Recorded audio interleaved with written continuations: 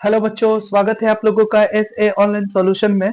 आज आप लोगों का जो कंट्रोल एंड कोऑर्डिनेशन है, इसका पार्ट थर्ड यानी कि जो हमारा टॉपिक थर्ड है उसको शुरू करेंगे, जिसका नाम है क्या चीज, कोऑर्डिनेशन इन प्लांट। तो चलिए हम टॉपिक्स का नाम लिखते हैं। सभी बच्चे वीडियो के एंड तक बने रहिएगा, क्योंकि सेशन जो है रोज का इम्पोर्टेंट रहता है और एक टॉपिक्स को रोज क्लियर कर दिया जाता है एक वीडियो की मदद से। तो इसका नाम क्या है बाबू? Coordination coordination in plant. In plant देखिए, पादपों में समन्वय कैसे होता है जी। इसका टॉपिक्स का हेडिंग क्या है? पादपों में समन्वय। पादपों में समन्वय कैसे होता है, चलिए इसको डिटेल्स करेंगे आज हम लोग। बिल्कुल ध्यान दीजिएगा बिल्कुल कि क्या होता है समन्वय और पादपों में ये समन्वय की क्रिया होती कैसे है। तो चलिए सभी बच्चे ध्यान दीजिए बोर्ड पे। सबसे पहले समन्वय का मतलब बताइए तो आप लोग, समन्वय क्या होता है जी। तो आप लोगों को पता होगा, हम आपको पढ़ाए थे कि जैसे हम अपने हाथों से लिख रहे हैं तो लिखते लिखते लिखते लिखते वो टॉपिक्स खत्म होते ही मेरी हाथ रुक जाती है। इसका मतलब क्या हुआ कि मेरे अंदर वो कंट्रोल हुआ, कंट्रोल कर दिए। और मतलब कि माइंड में सोच रहा है, लिख रहा है, ये सारा एक साथ काम कर रहा है हम लोग बहुत सारे कामों को। तो वो सब काम अपने अपने लेवल से होता जा रहा है, समय के अनुसार होता जा रहा है। तो ये तालमेल बैठना ही क्या कहलाता है? कोऑर्डिनेशन कहलाता है। तो हम लोग वही पढ़ेंगे कि अच्छा, हम लोग पढ़े थे कि एनिमल्स के अंदर कोऑर्डिनेशन कैसे होता है बाबू। हमारे अंदर कोऑर्डिनेशन की प्रोसेस जो है वो न्यूरॉन भी करता है और हार्मोन भी करता है। हार्मोन एक अलग से टॉपिक्स है, उसको हम लोग पढ़ेंगे। अभी हम लोग का पढ़ना है समन्वय। कौन सा समन्वय? तो पादपों में समन्वय। तो चलिए हम लोग समझते हैं पादपों में समन्वय की क्रिया। एक टॉपिक है जिसका नाम है हार्मोन। क्या नाम है बाबू? हार्मोन। हार्मोन करता है बाबू। क्या करता है? हार्मोन। आप लोग शायद नाम सुने होंगे, इसे हम लोग हार्मोन कहते हैं। इसी हार्मोन के चलते पादपों में समन्वय की क्रिया देखी जाती है। तो चलिए हम डिटेल्स करते हैं, समझिएगा बिल्कुल गौर से। पादपों में समन्वय क्या होता है? पेड़ पौधे जब कोई कई सारे कामों को एक साथ करता है ना, उन सभी में तालमेल बैठा देता है। ये हमारा कौन? हार्मोन। तो ये हार्मोन क्या है? तो चलिए हम लोग समझते हैं। देखिए, पादपों में कंट्रोल और कोऑर्डिनेशन को करवाने के लिए हार्मोन पाया जाता है। हार्मोन एक ग्रीक शब्द है। ये कैसा लेटर है जी बाबू? ये कैसा वर्ड है? तो ये एक ग्रीक शब्द है। ग्रीक शब्द है। ग्रीक शब्द है बाबू, जिसका अर्थ क्या होता है बाबू? तो इसका अर्थ होता है उत्प्रेरण करना, यानी कि उत्तेजित करना। जिसका अर्थ क्या होता है? उत्तेजित, उत्तेजित करना। इसका अर्थ होता है उत्तेजित करना। उत्तेजित करना मतलब किसी भी क्रिया को तेज कर देना, बढ़ा देना, फिर उसको नियमित कर देना, मतलब कि रोक लेना। उत्प्रेरित करना, उत्तेजित करना ग्रीक शब्द है हार्मोन, और हार्मोन का अर्थ होता है उत्तेजित करना या उत्प्रेरित करना। आई होप आप लोगों को ये समझ में आ गया होगा कि हार्मोन क्या है। हार्मोन एक केमिकल है। हार्मोन क्या है बाबू? एक केमिकल है। केमिकल है। अच्छा, केमिकल कहिए तब, या इसी को हम रसायन कहते हैं। हार्मोन एक क्या है बाबू? रसायन है, जो पादपों के अंदर क्या करवाता है बाबू? उत्तेजना करवाता है, उत्तेजित करता है पादपों के अंदर किसी क्रिया को, या उसका नियमन करता है। यही हार्मोन। अगर यह हार्मोन नहीं होता तो पादपों के अंदर कोऑर्डिनेशन नहीं होता। पादपों में वृद्धि हो रही है, कौन करवा रहा है? हार्मोन करवा रहा है। पेड़ पौधों के पत्ते झड़ रहा है, कौन करवा रहा है? हार्मोन करवा रहा है। फल पक रहा है, कौन करवा रहा है? जी, हार्मोन करवा रहा है। समझ में आ रहा है? तो ये सभी चीज हार्मोन की मदद से होता है। अब वो हार्मोन के बारे में हम लोग समझेंगे कि ये हार्मोन क्या होता है। ठीक है, चलिए हार्मोन के बारे में कुछ चीजें बताएं। जैसे ये एक रसायन है, केमिकल है, जो ग्रीक शब्द से, यानी कि हार्मोन जो शब्द है वो ग्रीक शब्द से लिया गया है वर्ड, और इसका अर्थ होता है उत्तेजित करना, नियमित करना, नियमन करना पादपों के अंदर। अब देखिए एक और चीज समझिएगा बाबू, पादपों में ये फंक्शन जो होता है ना, यानी हार्मोन का कौन सा फंक्शन है? तो इसके फंक्शंस ऑफ हार्मोन अगर कहे तो एक नंबर हो जाएगा कौन सा हार्मोन का कार्य। तो चलिए एक नंबर समझिए। एक नंबर इसका काम हो गया बाबू, वृद्धि कराना। वृद्धि वृद्धि समझ रहा है, वृद्धि करवाता है। अच्छा, उसी के साथ साथ इसमें क्या कर रहता है, विभाजन करवाता है। विभाजन समझता है, कोशिका विभाजित होती है, विभाजन करवाता है जी, कोशिकाओं के अंदर विभाजन करवाएगा। अनुवर्त इसमें क्या करवाएगा और जी, तो अंकुरन करवाएगा। किसका अंकुरन, बीजों का अंकुरन करवाएगा। फूल खिलाएगा। ये सभी क्रियाओं का कंट्रोलिंग पूरा का पूरा हार्मोन कर रहा है। तो इसी हार्मोन को पढ़ेंगे कि ये हार्मोन कितने तरह के होते हैं और ये हार्मोन क्या क्या काम करते हैं। तो देखिए, अगर बात किया जाए पादपों में हार्मोन दो होता है, एक होता है वृद्धि उत्प्रेरक हार्मोन और एक होता है वृद्धि रोधी हार्मोन। देखिए, हार्मोन जो होता है दो तरह के होता है, एक होता है वृद्धि प्रेरक, वृद्धि प्रेरक हार्मोन, और दूसरा होता है वृद्धि रोधी हार्मोन, वृद्धि रोधी हार्मोन। तो गौर से समझिएगा दोनों का मतलब को कि वृद्धि प्रेरक कौन कौन से हार्मोन होता है। वैसे हार्मोन जो वृद्धि में महत्वपूर्ण रोल अदा करते हो उसे वृद्धि प्रेरक हार्मोन कहते हैं। जैसे एक नंबर में अपना आएगा, कौन आएगा बाबू, तो एक नंबर में अपना आता है, एग्जाम्पल में उसका नाम है ऑक्सीन। क्या नाम है बाबू, ऑक्सीन। एक नंबर में क्या है बाबू, ऑक्सीन। दो नंबर में कौन है जी, तो दो नंबर में है जिब्रेलिन। आप लोग नाम सुने हैं जी जिब्रेलिन का, जिब्रेलिन। देखिए, डबल बी भी होता है किसी किसी किताब में, किसी किसी किताब में एक ही बी होता है, तो आप लोग वो देख लीजिएगा, ठीक है। दो भी होता है और एक भी बी होता है, BERE होता है, सॉरी। चलिए मैं फिर से इसको बढ़िया से लिखता हूँ जी।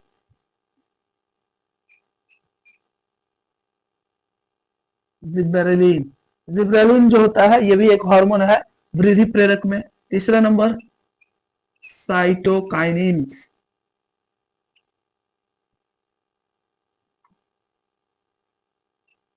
Cytokinins.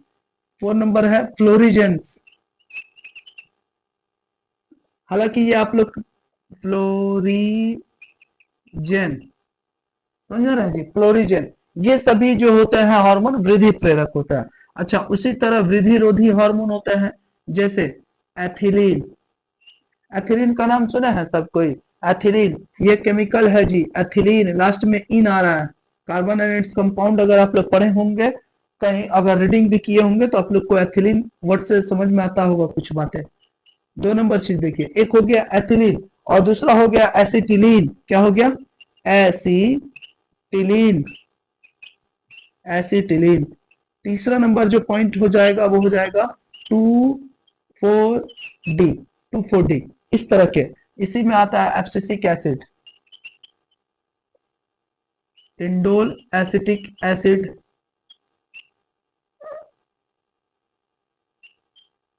NaA naphthalene acetic acid. ये सब वृद्धि रोधी है, ठीक है। तो गौर से समझिएगा आप लोग, इन सभी को डिटेल्स किया जाएगा। देखिए, वृद्धि प्रेरक हार्मोन जो वृद्धि में मदद करता है, तो एक नंबर में अपना आता है ऑक्सीन। क्या आता है बाबू, ऑक्सीन। तो चलिए हम समझाते हैं ऑक्सीन के बारे में, इधर एक साइड में देखिए। ऑक्सीन जो होता है, ये ऑक्सीन अपना क्या करता है, इस ऑक्सीन का काम होता है वृद्धि कराना। क्या कराना, वृद्धि कराता है जी, वृद्धि कराता है। पेड़ पौधे कितने लंबे होंगे, या पेड़ पौधों के ये शीर्ष भाग में पाया जाता है।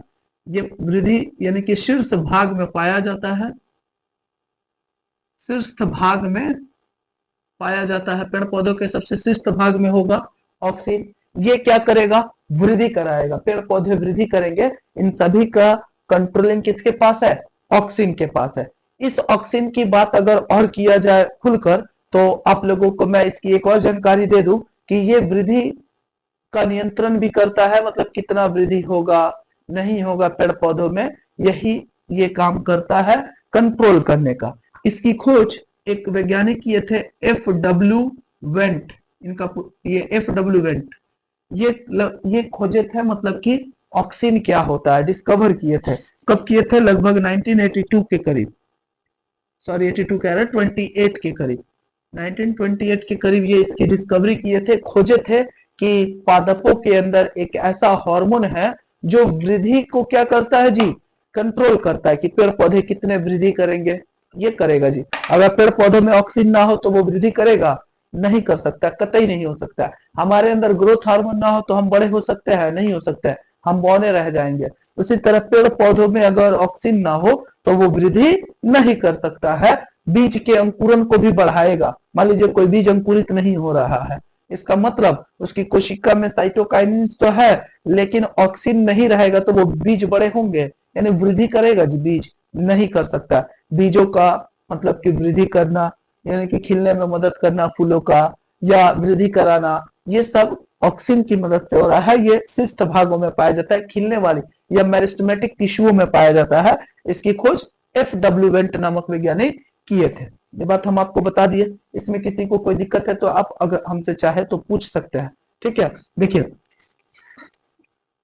इसी ऑक्सीजन का एक भाग है आर्टिफिशियली रूप से तैयार किया गया है वृद्धि कराने के लिए। देखिएगा आप लोग कभी कभी बगीचा के अंदर माली जो होता है ना, माली ये क्या करता है जी, क्या करता है, माली जो होता है ये आर्टिफिशियली रूप से छिड़काव करता है। छिड़काव तो वो करता है किसका, IAA का, NAA का, इसका पूरा नाम indole acidic acid, indole acidic acid, naphthalene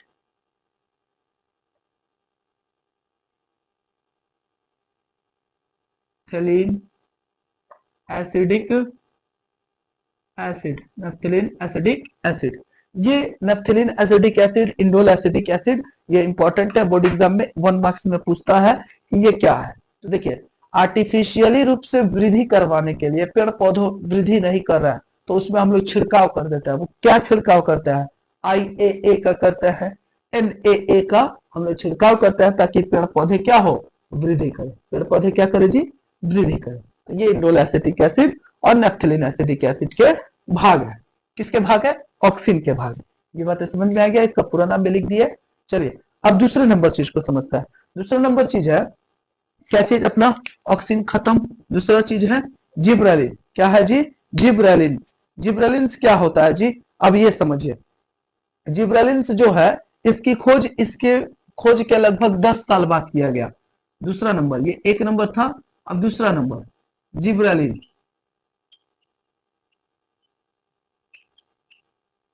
gibberellins, gibberellins इसके बारे में समझिए। इसकी खोज लगभग 1938 के करीब हुई थी। इसके खोज के लगभग 10 साल बाद खोजने वाले 3 वैज्ञानिक थे। तीनों वैज्ञानिक का नाम कुछ विचित्र है जी, आप लोग हंसिएगा नहीं, ठीक है। याबूता, सुमिकी, हयासी, याबूता, सुमिकी और हयासी, ये 3 वैज्ञानिक आकर मिलकर खोजे थे कि जिब्रेलिन होता है। वो कौन कौन थे जी, तो मैं नाम लिखूं, याबूता, याबूता, सुमिकी,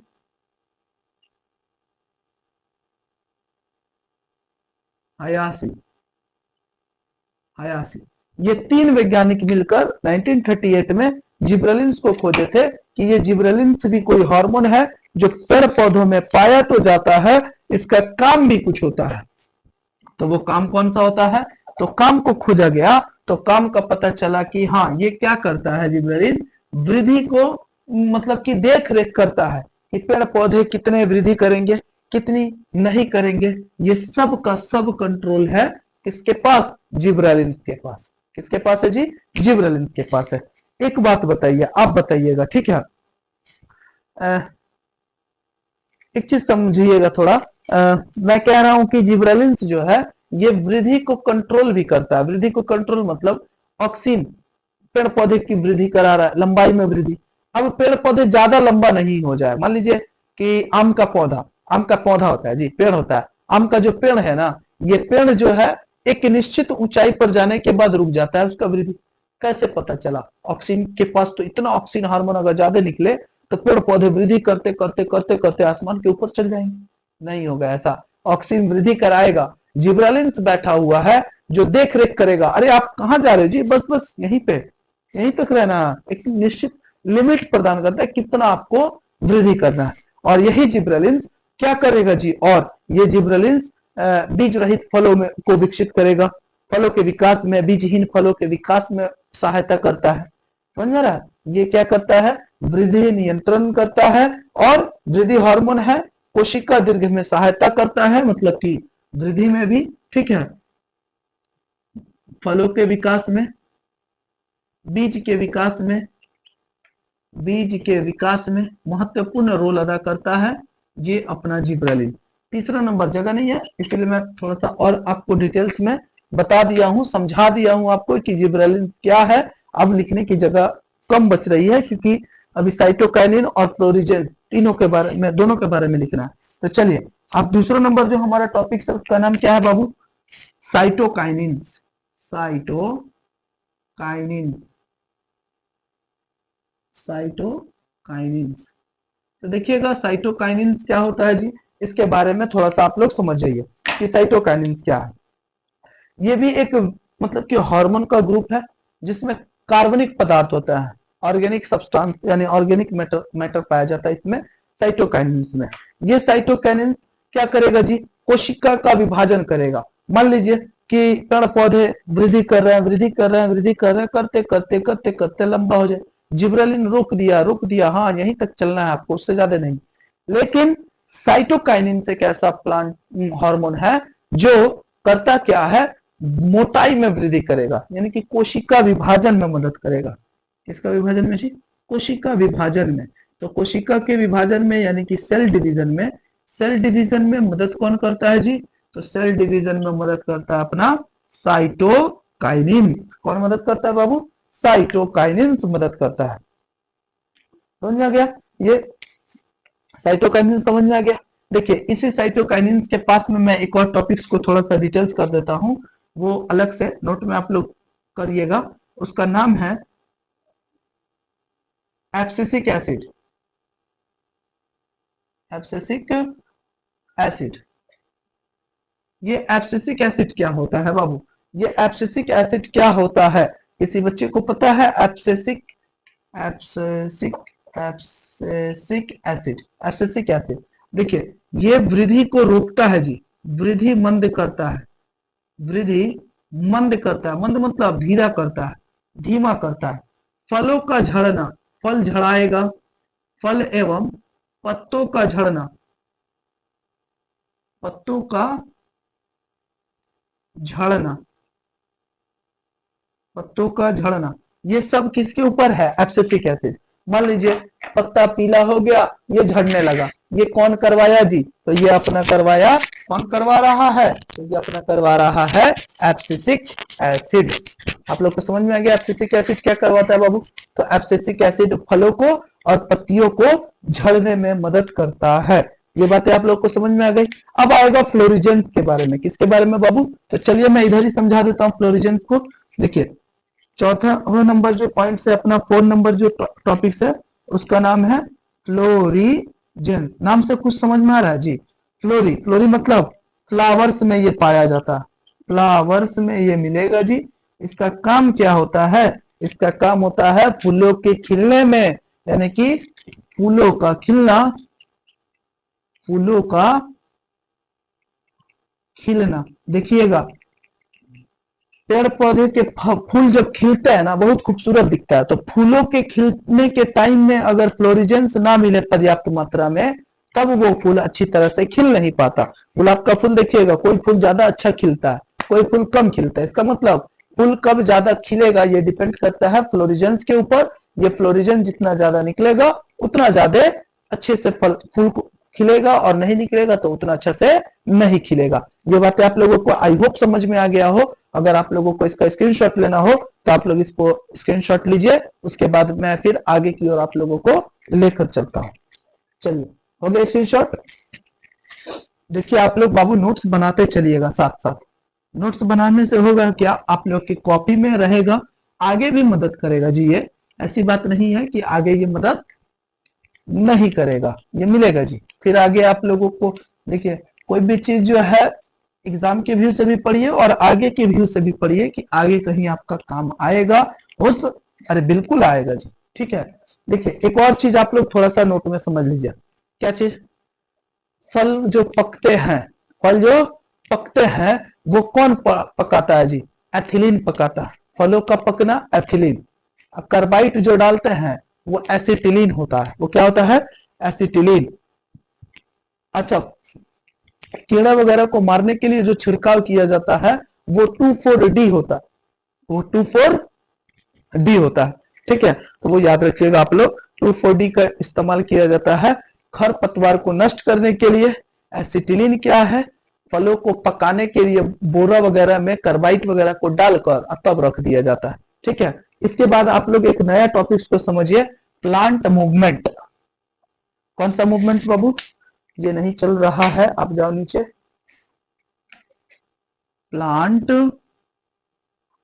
मूवमेंट, प्लांट मूवमेंट, पादपों में गति, पादपों में गति। तो बहुत से समझिए, पादपों में गति। पादपों में गति जो हो रही है ये डिपेंड करता है किसके ऊपर? External, external and internal, internal factor के ऊपर।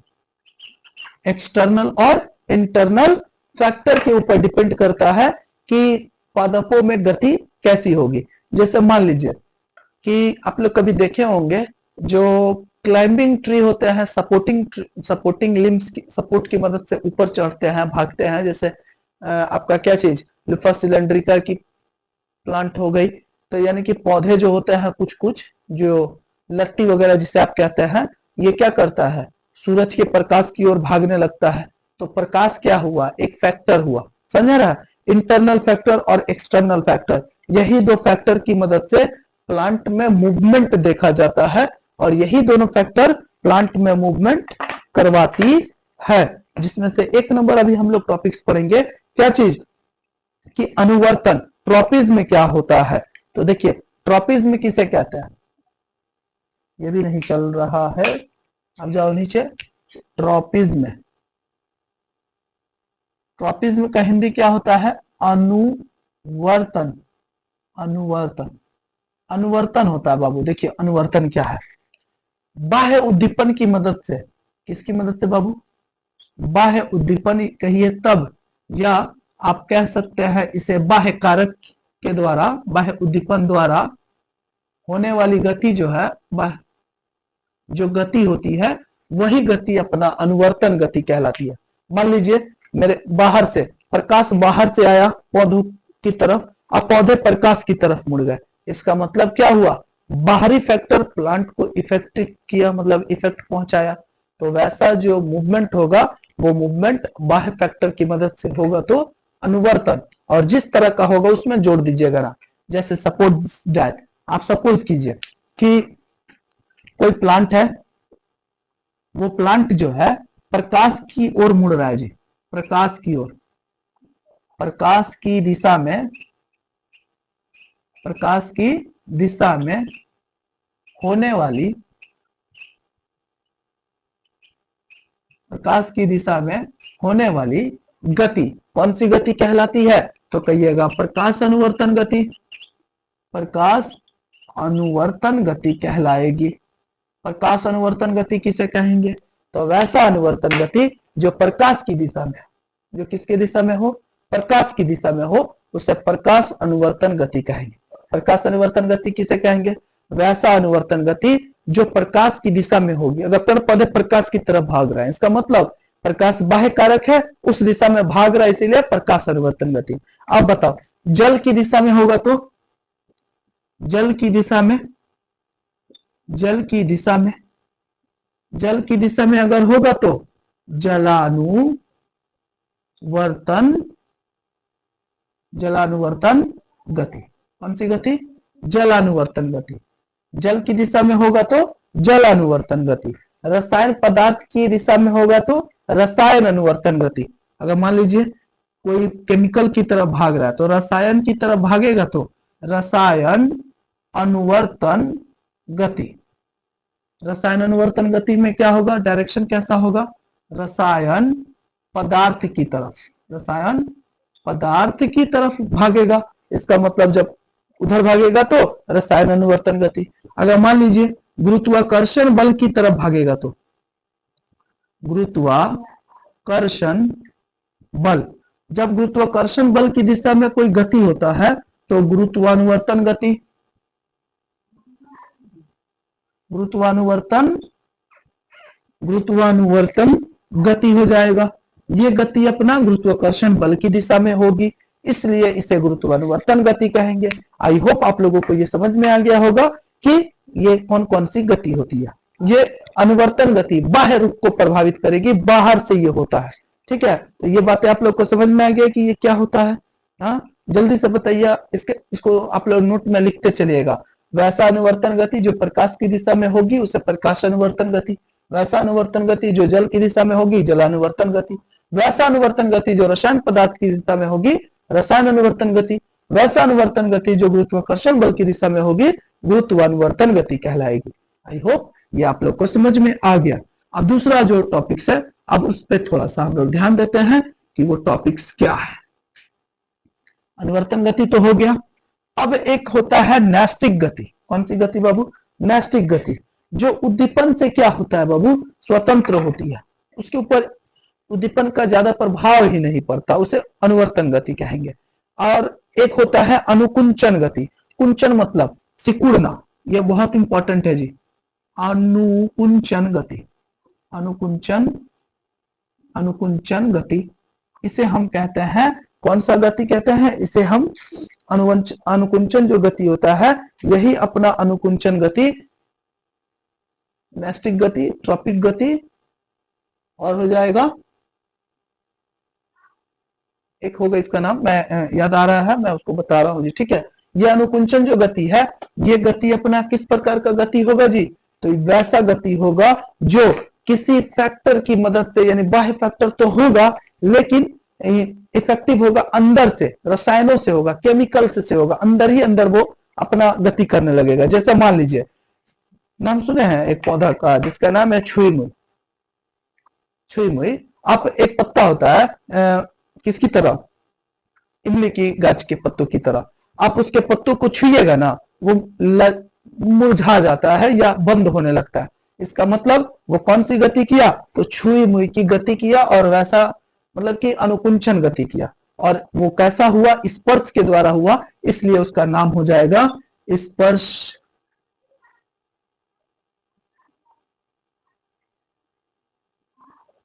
स्पर्श अनुवर्तन गति। ये कैसी गति होती है? स्पर्श के द्वारा होता है, स्पर्श के द्वारा होता है। अगर स्पर्श के द्वारा होगा तो स्पर्श अनुवर्तन गति कहलाएगा।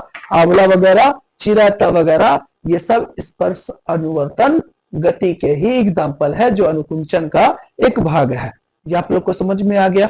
अगर समझ में आ गया हो, वीडियो के लास्ट तक अगर आप बने हो, अगर आपको वीडियो अच्छी लगी हो तो चैनल को सब्सक्राइब कीजिए, वीडियो को लाइक कीजिए, दोस्तों के पास शेयर कीजिए, हमें सपोर्ट कीजिए, ताकि आपका एक लाइक हमें बहुत ज्यादा मोटिवेट करता है इससे भी अच्छे वीडियो को बनाने के लिए। Thank you so much for all my students.